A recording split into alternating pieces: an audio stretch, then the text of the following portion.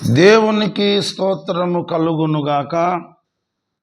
సర్వలోక రక్షకుడైన యేసుక్రీస్తునాథుని పునరుద్ధాన ఆదివారపు ఆరాధన ప్రార్థనా కూటానికి దేవుని ఆత్మచేత నడిపించబడిన మీ ప్రతి ఒక్కరికి ప్రభువైన యేసుక్రీస్తు పరిశుద్ధ నామంలో నా హృదయపూర్వకమైన వందనాలు, కృతజ్ఞతలు తెలియజేస్తున్నాను. ఈ సమయంలో నేరుగా దేవుని పరిశుద్ధ వాక్యములో నుండి 1 కొరింథీ పత్రిక 10వ అధ్యాయం 1 కొరింథీ పత్రిక 10వ అధ్యాయము 11వ వచనాన్ని నేనే చదువుతున్నాను. దయచేసి అందరూ బైబిల్ తెరిచి చూడండి. చదువుతున్న లేఖన భాగాన్ని శ్రద్ధతో ఆలకించండి. 1 కొరింథీ పత్రిక 10వ అధ్యాయం 11వ వచనం.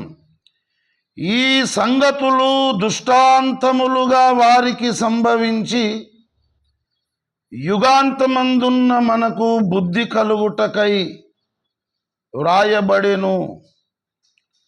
చదువబడిన ఈ లేఖన భాగమును దేవుడు మన వినికిడిలో ఆశీర్వదించునుగాక.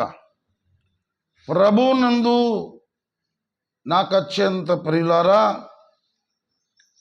యేసుక్రీస్తు ప్రభువును హృదయంలో చేర్చుకొని కలవరిగిరి కొండల్లో కరకు కొయ్య పైన వ్రేలాడి యేసునాథుడు కార్చిన పరిశుద్ధమైన శిలువ రక్తము చేత జన్మకర్మ పాపాలు కడుక్కొని శుద్ధి చేసుకొని నీటిలో ముంచడము బాప్తిజమము పొంది సంఘంలో చేర్చబడి దేవుడు దయచేసిన గొప్ప రక్షణను భయముతోనూ వణుకుతోనూ కొనసాగించుకుంటున్నటువంటి మనమందరము బుద్ధి సంపాదించుకోవాలి, జ్ఞానము సంపాదించుకోవాలి అని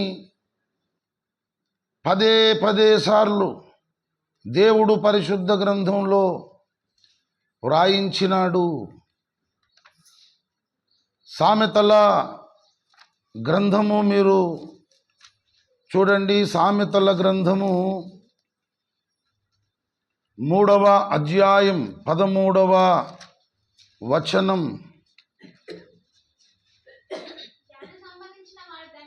జ్ఞానము సంపాదించిన వాడు ధన్యుడు, వివేచన కలిగిన నరుడు ధన్యుడు. జ్ఞానము సంపాదించిన వాడు ధన్యుడు. మనము జ్ఞానము సంపాదించాలని దేవుడు కోరుకుంటున్నాడు.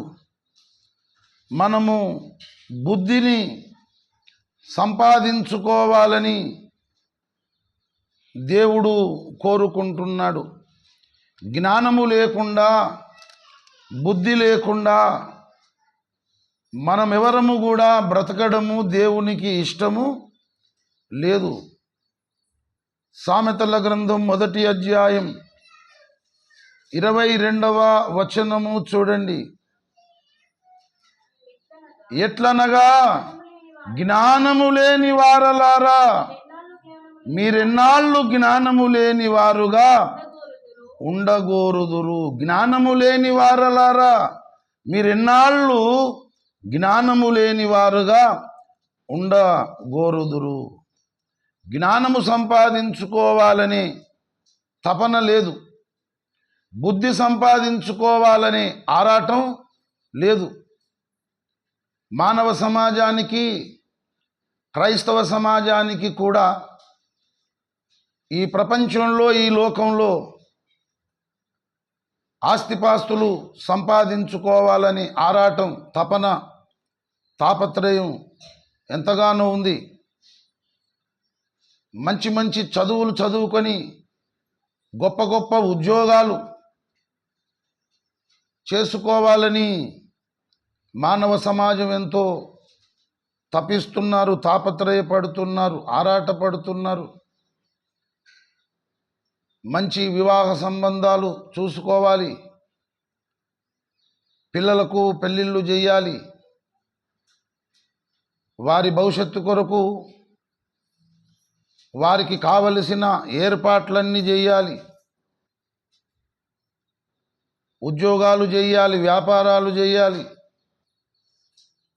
వ్యవసాయ పనులు చేయాలి, ఇంకా ఎన్నెన్నో పనులు చేయడానికి, ఎన్నెన్నో కార్యములు జరిగించడానికి మనమందరము తాపత్రయపడుతున్నాం, ఆరాటపడుతున్నాం. మానవ సమాజమంతా కూడా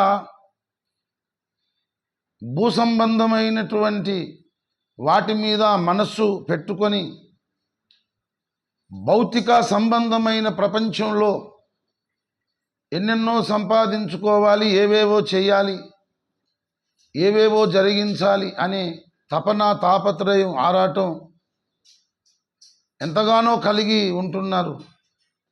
కానీ భగవంతుడు, దేవుడు మాట్లాడుతున్నాడు, జ్ఞానము లేని వారలారా, మీరెన్నాళ్ళు జ్ఞానము లేని వారుగా ఉండగోరుదురు.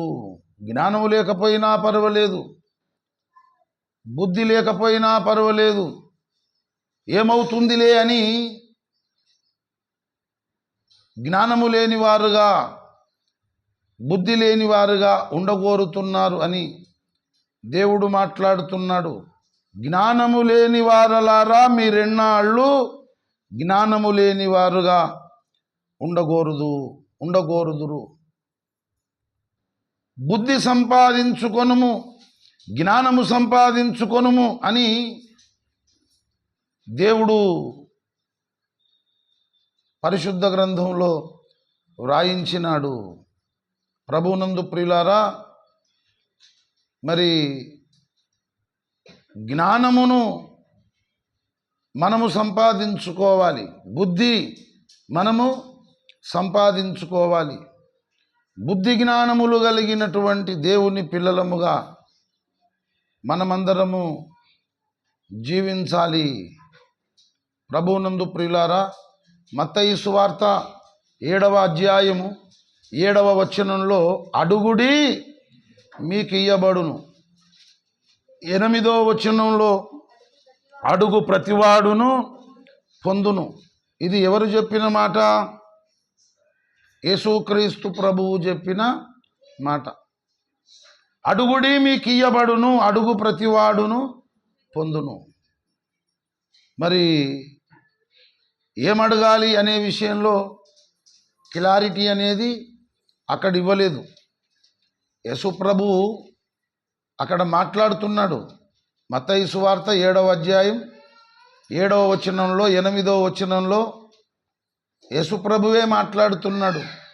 అడుగుడి మీకు ఇయ్యబడును, అడుగు ప్రతివాడును పొందును. కాబట్టి మనం ఏవేవో అడుగుతున్నాం, ఏవేవో పొందుకోవాలని దేవుణ్ణి వేడుకుంటున్నాం. ఈ మాట విన్నటువంటి మనం ఎప్పుడైనా ప్రార్థన చేశామా? మోకరించి, కళ్ళు మూసుకొని, చేతులు జోడించి, రక్షకుడా యేసు ప్రభువా, అడుగుడి మీకు ఇయ్యబడును అన్నావు, అడుగు ప్రతివాడును పొందును అన్నావు. నీవు అనంత మహాజ్ఞానము కలిగిన దేవుడవు.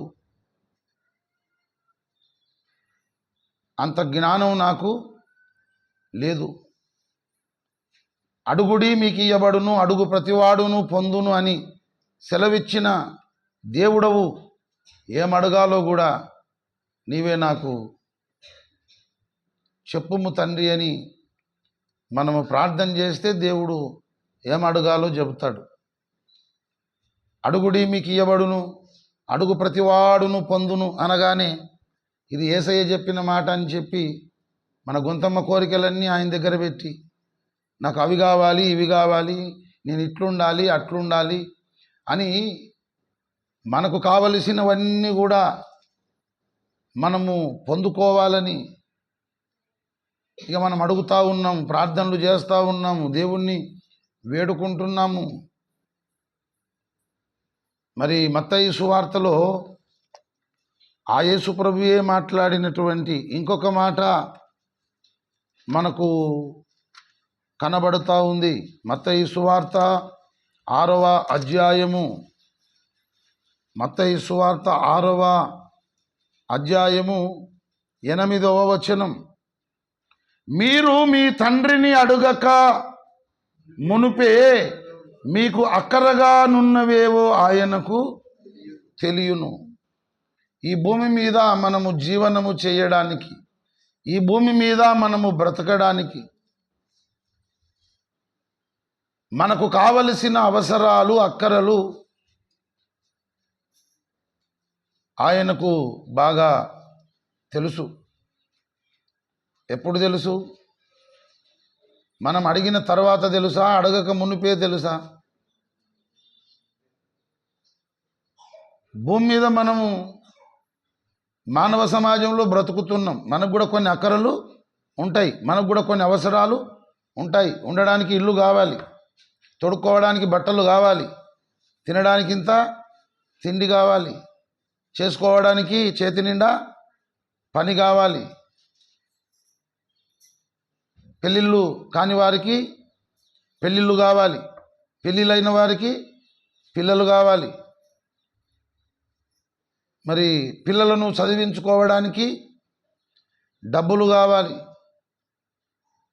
ప్రయాణాలు చేయడానికి మరి బైకులు కావాలి, కార్లు కావాలి. ఇవన్నీ కూడా మనకు కావాలి. ఇవి మనం అడిగిన తర్వాత తెలుసా? అడగక మునిపే తెలుసా? ఇవన్నీ మనకు కావాలని, మనకున్న అక్కరలు, అవసరాలు ముందే దేవునికి తెలుసు. ఆ మాట చెబుతున్నాడు యేసు ప్రభువు. మీరు మీ తండ్రిని అడుగక మునిపే మీకు అక్కరగా నున్నవేవో ఆయనకు తెలియును. మరి తెలిసిన తర్వాత అడుగుడి మీకు ఇయ్యబడును, అడుగు ప్రతివాడును పొందునని ఎందుకు చెబుతున్నాడు? ఈ రెండు మాటలు యేసు ప్రభువే మాట్లాడుతున్నాడా లేదా? ఏమని మాట్లాడుతున్నాడు? మీరు మీ తండ్రిని అడుగక మునిపే మీకు అక్కరగా నున్నవేవో ఆయనకు తెలియను. వింటున్నారా? ఏం చెబుతున్నానో వింటున్నారా? యేసు ప్రభువు మాట్లాడిన మాటలు. ఏమంటున్నాడు ఆయన? మత్తయి సువార్త 6వ అధ్యాయము 8వ వచనంలో, మీరు మీ తండ్రిని అడగక మునిపే మీకు అక్కరగా నున్నవేవో ఆయనకు తెలియను. అడగక మునిపే మన అక్కరలు, అవసరాలు దేవునికి తెలుసు. కాబట్టి ఇంకా అడగవలసిన అవసరం ఏముంది? మత్తయి సువార్త 7:7లో అడుగుడి మీకు ఇయ్యబడును, అడుగు ప్రతివాడును పొందును అని ఆయనే మాట్లాడుతున్నాడు. ఎప్పుడైనా అడిగారా? యేసు ప్రభువును మోకరించి, యేసు ప్రభువా, రక్షకుడా, మంచి దేవుడా, ఉత్తముడా, మేము తండ్రిని అడగక మునిపే మా అక్కరలు, అవసరాలన్నీ ముందే తండ్రికి తెలుసు అన్నావు కదా, మరలా అడుగుమని ఎందుకు చెబుతున్నావు? అడుగుడి మీకు ఇయ్యబడునని ఎందుకంటున్నావు? అడుగు ప్రతివాడు పొందునని ఎందుకంటున్నావు? మా అక్కరలు, మా అవసరాలు తండ్రికి తెలుసు కదా, దేవునికి తెలుసు కదా. కాబట్టి ఆయన చూసుకుంటాడు. మరలా మేము ఎందుకు అడగాలి? మరలా మేము ఎందుకు వేడుకోవాలి అని మనం అడిగితే ఆయన చెబుతాడు.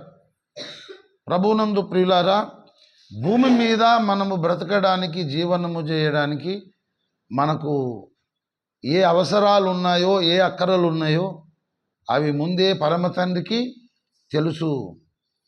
అవన్నీ కూడా ఆయన తప్పకుండా దయచేస్తాడు.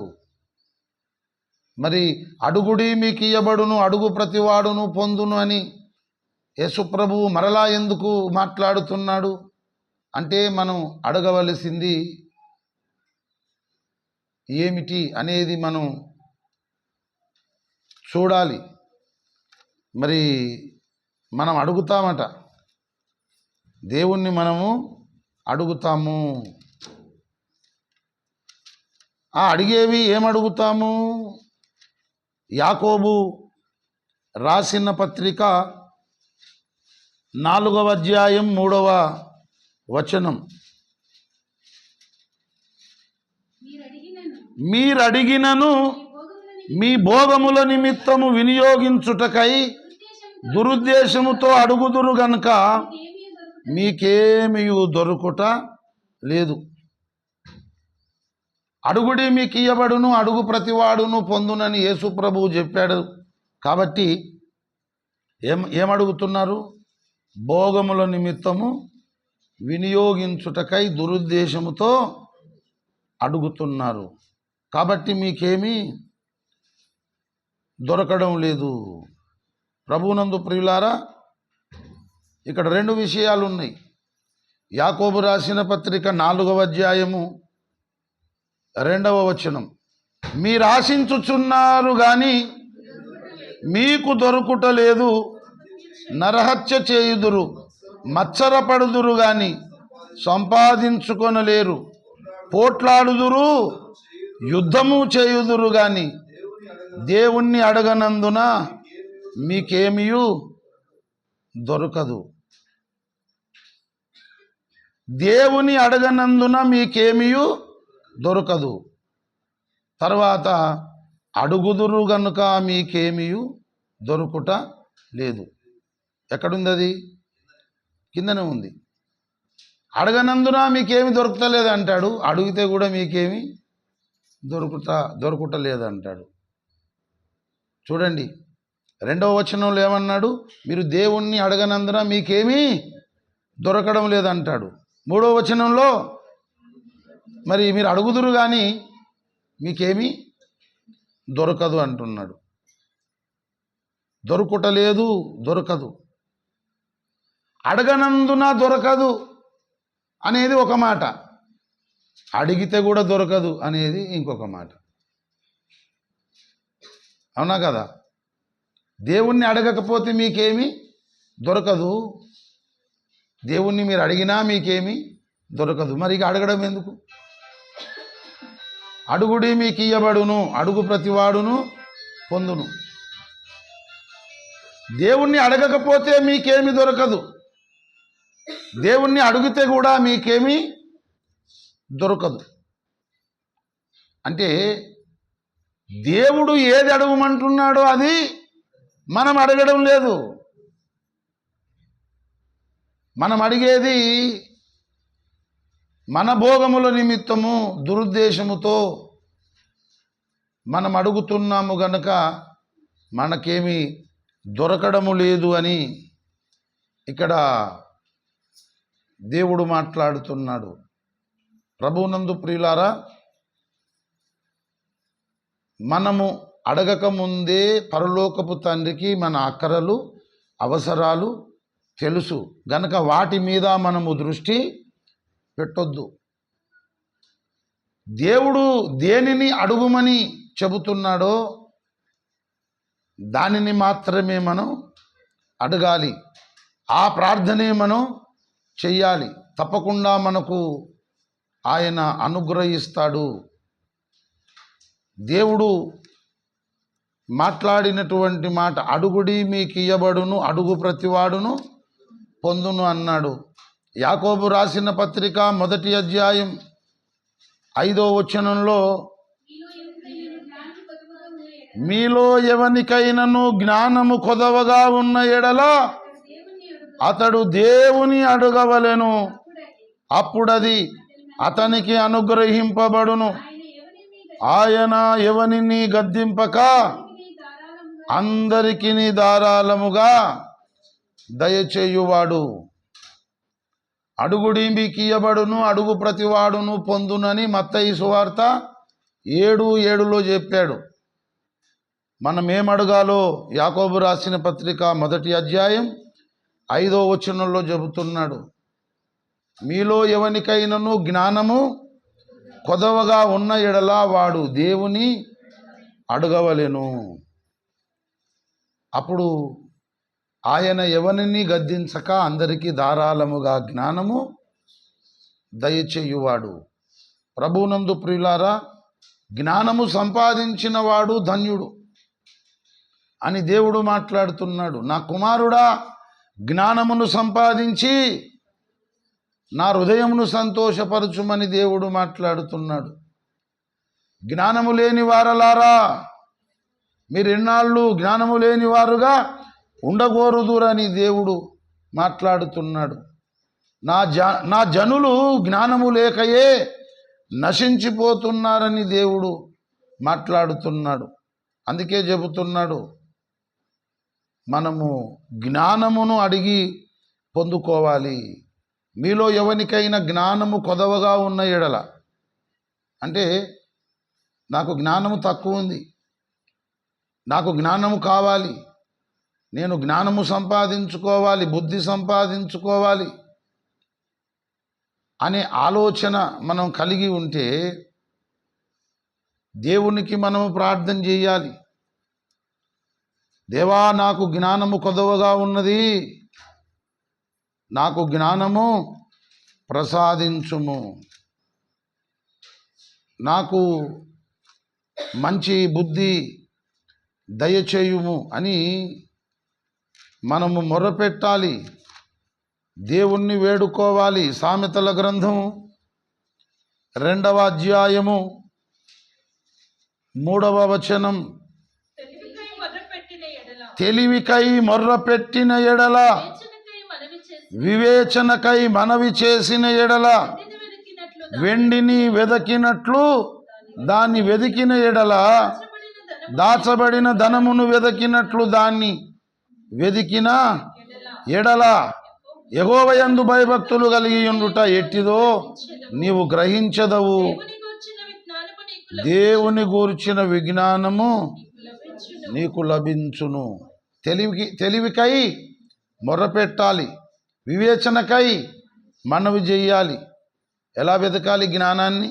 వెండిని వెదికినట్లు, దాచబడిన ధనమును వెదికినట్లు నాకు జ్ఞానము కావాలి, బుద్ధి కావాలి అని మనము జ్ఞానము కొరకు, బుద్ధి కొరకు దేవునికి మొర్రపెట్టాలి, దేవుణ్ణి మనం అడగాలి.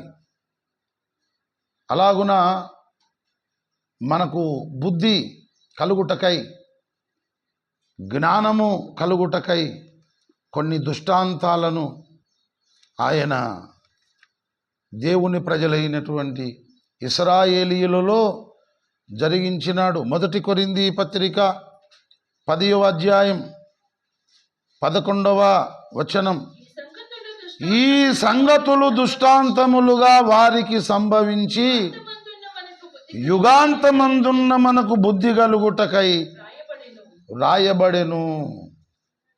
ఈ సంగతులు దృష్టాంతములుగా వారికి సంభవించి, అంటే వారెవరు? దేవుని ప్రజలైన ఇశ్రాయేలీయులు. యుగాంతమందున్న మనకు బుద్ధి కలుగుటకై, వారు అంటే దేవుని ప్రజలైన ఇశ్రాయేలీయులు. మరి మనకు అంటే ఈ యుగాంతమందు ఉన్నటువంటి మనకు ఈ సంగతులు, అంటే కొన్ని సంగతులు జరిగినాయి. ఈ సంగతులు అంటే ఏ సంగతులు? ఈ సంగతులు దృష్టాంతములుగా వారికి సంభవించి యుగాంతమందున్న మనకు బుద్ధి కలుగుటకై వ్రాయబడెను. ఇక్కడ ఈ సంగతులు అంటే అంతకు ముందు కొన్ని సంగతులు జరిగినాయి. అవేవో మనం చూద్దాం. 1 కొరింథీ పత్రిక 10వ అధ్యాయము 1 నుండి, సహోదరులారా, ఈ సంగతి మీకు తెలియకుండుట నాకిష్టము లేదు. అదేదనగా మన పితరులందరూ మేఘము క్రింద ఉండిరి, వారందరూ సముద్రములో నడిచిపోయిరి. మేఘము పరిశుద్ధాత్మ దేవునికి సాదృశ్యము. దేవుని ప్రజలైనటువంటి ఇశ్రాయేలీయులు పగటిలో మేఘస్తంభముగా, రాత్రిలో అగ్ని స్తంభముగా దేవుడు వారిని నడిపించినాడు. వారందరూ కూడా మేఘము కింద ఉన్నారు, అంటే పరిశుద్ధాత్మ దేవుని చేత నడిపించబడుతున్నారు. మరి మనము కూడా పరిశుద్ధాత్మ దేవుని చేత నడిపించబడుతున్నాం. వారందరూ సముద్రములో నడిచిపోయారు. అందరూ మోషేను బట్టి మేఘములోను సముద్రములోను బాప్తిస్మము పొందిరి. వాళ్ళు మేఘములోను అంటే పరిశుద్ధాత్మలోను బాప్తిస్మం పొందారు. తర్వాత సముద్రములో నీటిలో బాప్తిస్మము పొందినారు. మనము కూడా వారిలాగానే పరిశుద్ధాత్మ చేత నడిపించబడుతున్నాం. పరిశుద్ధాత్మలో నీటిలో మనం బాప్తిస్మము పొందినాము. తర్వాత 3వ వచనం, అందరూ ఆత్మ సంబంధమైన ఒకే ఆహారమును భుజించిరి. మనము కూడా ఆత్మ సంబంధమైన ఒకే ఆహారమును భుజిస్తున్నాం. ఏంటది? యేసుక్రీస్తు ప్రభు వారి శరీరం. ఒకే రొట్టె విరువబడుతుంది. ఆ ఒకే రొట్టెలోని మరి ముక్కలను మనము అందరము భోజనం చేస్తున్నాము. తర్వాత అందరూ ఆత్మ సంబంధమైన ఒకే పానీయమును పానము చేసిరి. మనం కూడా ద్రాక్షారస పాత్రను ఎత్తిపడుతున్నాం. ఆ పాత్రలోనిదే మనం అందరము త్రాగుతున్నాము. మరి ఇక్కడ మనం గమనించవలసినటువంటి ప్రధానమైనటువంటి ముఖ్యమైన సంగతులు కొన్ని మనం పోల్చుకోవాలి. ఏంటవి? నంబర్ 1, వాళ్ళందరూ మేఘము కింద ఉన్నారు.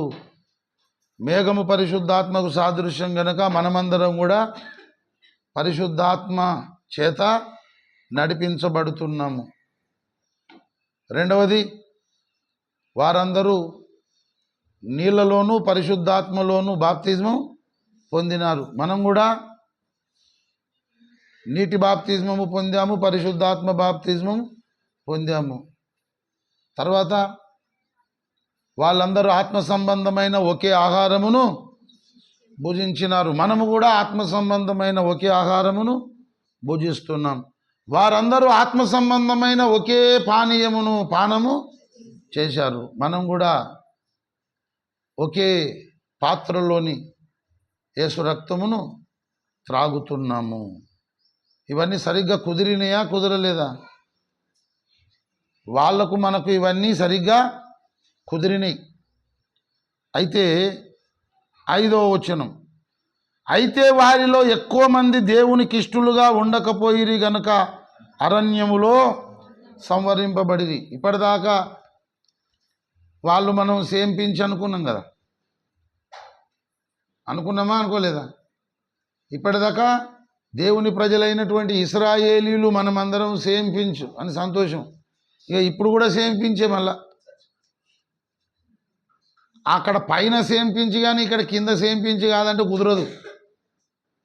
వాళ్ళు భౌతికంగా వాళ్ళు ఏవి చేశారో ఆత్మ సంబంధంగా ఇప్పుడు మనం అవి చేస్తున్నాము. అప్పుడు ఏమైందంటే వాళ్ళు ఎక్కువ మంది దేవునికి ఇష్టలుగా వాళ్ళు లేరు కనుక అరణ్యములోనే సంవరించబడిరి. మరి ఇప్పుడు కూడా మనము దేవునికి ఇష్టలుగా ఉండకపోతే మనము కూడా రక్షణ కోల్పోతాము. దేవునికి ఇష్టలం ఎలా అవుతాము చెప్పండి? విశ్వాసము లేకుండా దేవునికి ఇష్టలమై ఉండుట అసాధ్యము. గనుక మీరు విశ్వాసము గలవారై ఉన్నారో లేదో మిమ్మును మీరే పరీక్షించుకొనుడి, మిమ్మును మీరే శోధించుకొని చూచుకొనుడని బైబిల్ చెబుతుంది. వారిలో ఎక్కువ మంది దేవునికి ఇష్టలు లేరు కనుక వారిలో ఎక్కువ మంది దేవునికి ఇష్టలుగా లేనందుచేత అరణ్యంలో సంహరించబడ్డారు. మనము కూడా దేవునికి ఇష్టలమై ఉండాలి. దేహమందున్నను దేహము విడిచినను మనము దేవునికి ఇష్టలమై ఉండాలి. లేకపోతే ఘోరమైన ప్రమాదం. దేవుని ప్రజలైన ఇశ్రాయేలీయులు పరిశుద్ధాత్మ చేత నడిపించబడ్డారు. తర్వాత పరిశుద్ధాత్మలో బాప్తిజమం పొందారు, నీటిలో బాప్తిజమము పొందారు, పరలోకపు మన్నాను ఒకే ఆహారాన్ని భుజించారు, బండలో నుండి వచ్చే మధుర జలాలు ఒకే జలములందరూ పానము చేశారు. అవన్నీ కూడా మనం చేస్తున్నాం. అవన్నీ చేసుకుంటూ వాళ్ళు దేవునికి ఇష్టలుగా లేరు గనక అరణ్యంలో సంహరించబడ్డారు. ఇవన్నీ చేసుకుంటూ మనం ఇష్టం వచ్చినట్లు బ్రతికి మనము దేవునికి ఇష్టలుగా లేకపోతే మన పని కూడా అట్లనే అవుతుందని దేవుడు చెబుతున్నాడు. 6వ వచనం, వారు ఆశించిన ప్రకారము మనము చెడ్డవాటిని ఆశించకుండానట్లు ఈ సంగతులు మనకు దృష్టాంతములుగా ఉన్నవి.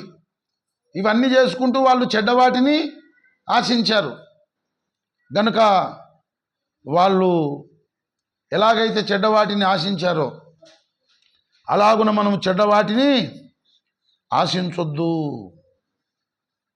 మరి 7వ వచనంలో వారిలో కొందరు విగ్రహారాధకులై ఉండిరి. ఇవన్నీ చేసుకుంటూ వాళ్ళు విగ్రహారాధన చేస్తున్నారు. మరి మనమైతే అవి చేస్తలేం కదా. ఈ ఒక్క విషయంలో సేమ్ పిచ్ కాదు, మంచిగా ఉన్నామని మనం అనుకుంటున్నాం, అది కూడా తప్పే. దేవుని ప్రజలైనటువంటి ఇశ్రాయేలీయులు పరిశుద్ధాత్మ చేత నడిపించబడి నీటిలో పరిశుద్ధాత్మలో బాప్తిజం పొంది పరలోకము మన్నాను భుజించి బండలో నుండి వచ్చే మధుర జలములు త్రాగి విగ్రహారాధకులు ఎట్లయ్యారు? ఎత్తైన ప్రతి కొండ మీద, పచ్చని ప్రతి చెట్టు కింద రాళ్ళు పేర్చి గుళ్ళు కట్టుకొని సున్నాలేసి విగ్రహారాధన చేశారు. వారి వలె మీరు విగ్రహారాధకులై ఉండకుడి. మనం వేరే ఏ విగ్రహానికైనా మొక్కుతున్నామా? యేసు ప్రభు విగ్రహమునకు కూడా మనం మొక్కడం లేదు. విగ్రహారాధన పాపము అని బైబిల్ చెబుతుంది. కాబట్టి సిలువకు కొబ్బరికాయలు కొట్టి యేసు ప్రభు కొబ్బరికాయలు కొట్టడం కూడా విగ్రహారాధనే.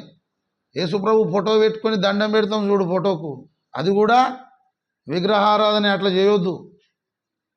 మరి యేసు ప్రభు వ్రేలాడిన సిలువకే మనము మొక్కము, యేసు ప్రభు ఉన్న ఫోటోకే దండం పెట్టి మొక్కము. అలాంటిది వేరే దేవతలకు దేవుళ్ళకు మొక్కుతున్నాం మనం. విగ్రహారాధన అయితే మనం చేస్తలేమని మనం అనుకుంటున్నాం. యేసుక్రీస్తు ప్రభువు కంటే ఎక్కువగా ఎవరిని ప్రేమించినా వాళ్ళే ఒక విగ్రహము. మన రక్షకుడైన యేసుక్రీస్తు ప్రభువు కంటే నువ్వు ఎవరిని ఎక్కువగా ప్రేమించినా వాళ్ళు నీకు విగ్రహము. నువ్వు విగ్రహారాధకురాలివే, విగ్రహారాధికుడివే. కాబట్టి వారు కనిపించే ఆ బొమ్మలకు మొక్కారు, విగ్రహారాధకులైనారు. వారిలాగా మీరు విగ్రహారాధకులై ఉండకూడి అన్నాడు. విగ్రహారాధన అయితే మనం చేయడం లేదు.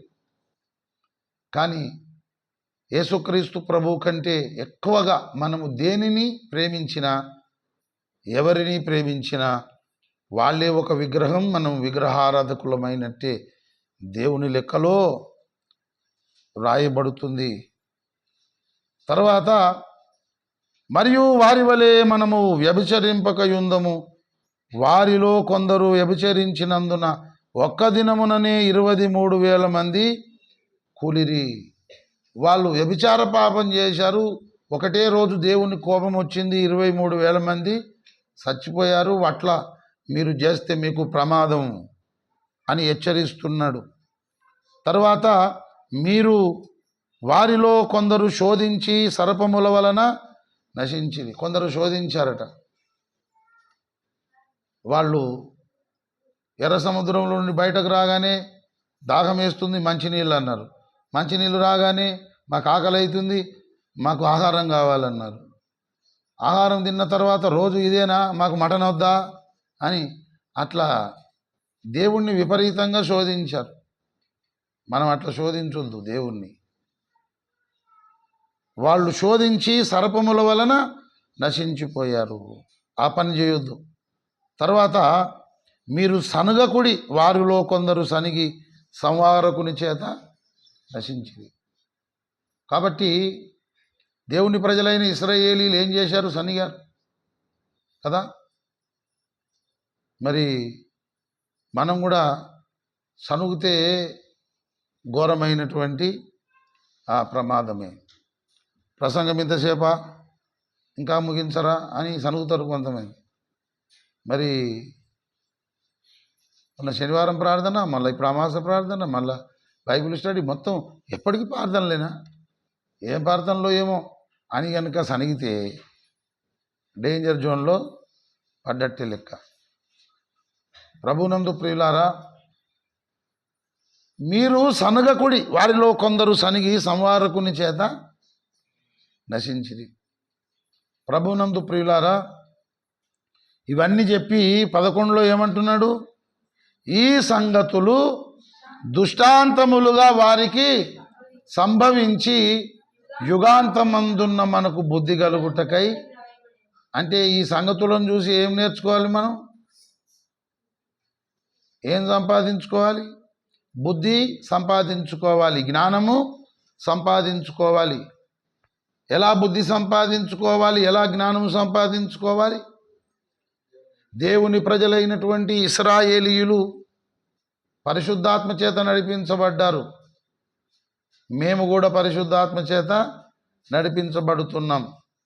దేవుని ప్రజలైన ఇశ్రాయేలీయులు పరిశుద్ధాత్మలోను నీటిలోనూ బాప్తిజం పొందినారు. మేము కూడా పరిశుద్ధాత్మలోను నీటిలోను బాప్తిజం పొందాము. వాళ్ళందరూ పరలోకపు మన్నాను భుజించారు. మేము యేసుక్రీస్తు ప్రభువు వారి శరీరాన్ని భుజిస్తున్నాం. వారు బండలో నుండి వచ్చిన మధుర జలములు పానం చేశారు. మేము యేసుక్రీస్తు ప్రభు వారి రక్తము పానము చేస్తున్నాము. ఇవన్నీ బాగా సెట్ అయినాయా? సెట్ కాలేదా? సెట్ అయినాయి. అవన్నీ చేస్తున్న వాళ్ళు ఏం చేశారు? దేవునికి ఇష్టలుగా బ్రతకలేదు. కాబట్టి వాళ్లకు నష్టం జరిగింది. కానీ మనం ఏం చేయాలి? బుద్ధి తెచ్చుకొని, జ్ఞానం తెచ్చుకొని దేవునికి ఇష్టలుగా బ్రతకాలి. రెండవది, వాళ్ళందరూ చెడ్డవాటిని ఆశించినారు, నష్టపోయినారు. వాళ్ళని చూసి మనం బుద్ధి జ్ఞానం తెచ్చుకొని ఏం చేయాలి? మనం చెడ్డవాటిని మనం ఆశించొద్దు. మూడవ సంగతి ఏంటి? వాళ్ళు కొంతమంది విగ్రహారాధన చేశారు. మనం అటువంటి విగ్రహారాధకులుగా మనం ఉండొద్దు. యేసుక్రీస్తు ప్రభువునే అందరికంటే అన్నిటికంటే ఎక్కువగా మనం ప్రేమించాలి. నాలుగవ సంగతి, వారు వ్యభిచరించి ఒకరోజు 23,000 మంది చచ్చిపోయారు. అటువంటి పని మనం చేయొద్దు అని బుద్ధి జ్ఞానం తెచ్చుకోవాలి. తర్వాత వాళ్ళు దేవుణ్ణి శోధించారు. తాపకరమైన సర్పాలు వచ్చి కరిచినాయి, ప్రమాదం జరిగింది. వారిలాగా మనం దేవుణ్ణి శోధించొద్దు. వారిలో కొంతమంది సనిగారు. అలాంటి సనుగులు, సంశయాలు మనకు ఉండొద్దు. మనం ప్రమాదంలో పడొద్దు. ప్రభునందు ప్రియులారా,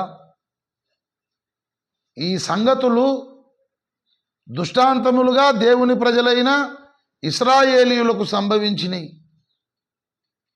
ఎందుకంటే యుగాంతమందున్న మనం వారిని చూసి ఏం తెచ్చుకోవాలి? బుద్ధి తెచ్చుకోవాలి, జ్ఞానం తెచ్చుకోవాలి. లేకపోతే ప్రమాదంలో పడిపోతాము, నష్టపోతాము, రక్షణ పోగొట్టుకుంటామని పరిశుద్ధ గ్రంథంలో దేవుడు మాట్లాడుతున్నాడు. వారిని చూసి మనం బుద్ధి తెచ్చుకోవాలి, వారిని చూసి మనం జ్ఞానం తెచ్చుకోవాలి. మన గ్రామంలో బుచ్చంగారి బుచ్చగోడు చచ్చిపోయాడు ఆయన. మరి ఆయన ఓసారి ఇక్కడ ఆ పొలంలో ఒక పెద్ద ట్రాన్స్ఫార్మర్ ఉన్నది. అక్కడ ఆయన పొద్దున్న లేచి మరి బ్రతుకు మీద విరక్తి చెందిందో ఇంకా చచ్చిపోదాం అనుకొని, ఇంత పెద్ద ట్రాన్స్ఫార్మర్ కదా అది, ఆ ట్రాన్స్ఫార్మర్ దగ్గరకు పోయి కరెంటు ఉండగా మంచిగా ఒక మనిషిని ప్రేమతో కౌగిలించుకున్నట్టు ఆ ట్రాన్స్ఫార్మర్ను కౌగిలించుకున్నాడు.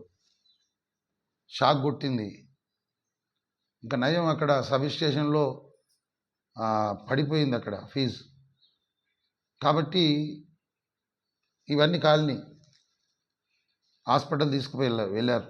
ఎంత ప్రయత్నం చేసినా అవి ఫైజన్ అయిపోయింది కనుక ఈ చేతు ఇక్కడికి తీసేశారు, ఈ చేతు ఇక్కడికి తీసేశారు.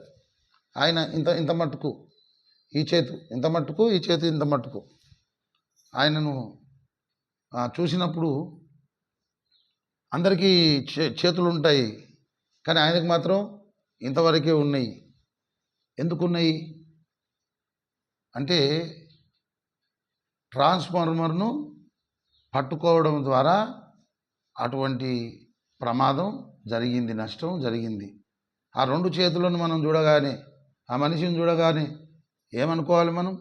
పొరపాటున తప్పిదారి ఎప్పుడు కూడా ఎన్నడూ కూడా ట్రాన్స్ఫార్మర్ను మనం కౌగలించుకోవద్దు, ట్రాన్స్ఫార్మర్ను మనం పట్టుకోవద్దు అనేది మనం బుద్ధి జ్ఞానం తెచ్చుకోవాలన్నా వద్దా? అట్లా చూసినాక కూడా పోయి మనం కూడా పట్టుకుంటామంటే అట్లనే మన చేతులు కూడా అయితే. ఇది విషయం అన్నమాట. ఈ సంగతులు దృష్టాంతములుగా వారికి సంభవించి యుగాంతమందున మనకు బుద్ధి కలుగుటకై వ్రాయబడెను. ప్రభునందు ప్రియులారా, అలా ప్రమాదం జరిగింది కనుక దాని జోలికి మనం పోవద్దు. పోతే తప్పకుండా అదే పని మనకు జరుగుతుంది. దేవుని ప్రజలైన ఇశ్రాయేలీయులు దేవునికి విరోధంగా కొన్ని సంగతులు వాళ్ళు జరిగించారు. అవే సంగతులు మనం కూడా జరిగిస్తే అవతల కూడా మనం సేంపించే, యువతలో కూడా సేంపించే అవుతాం. అక్కడైతే సేంపించే అని మురిసిపోయి ఇక్కడ అట్లయితే కుదరదంటే కుదరదు. అవన్నీ వారికి దృష్టాంతములుగా సంభవించినాయి. ఎందుకంటే యుగాంతమందున్న మనకు బుద్ధి కలుగుటకై.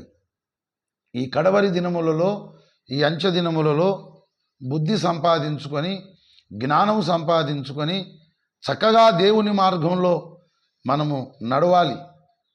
అందుకోసం యేసు ప్రభు చెప్పాడు, అడుగుడి మీకు ఇయ్యబడును, అడుగు ప్రతివాడును పొందును. మీరు అడిగితే పరిశుద్ధాత్మను ఎంతో నిశ్చయముగా పరలోకపు తండ్రి మీకు ఇస్తాడని చెప్పాడు.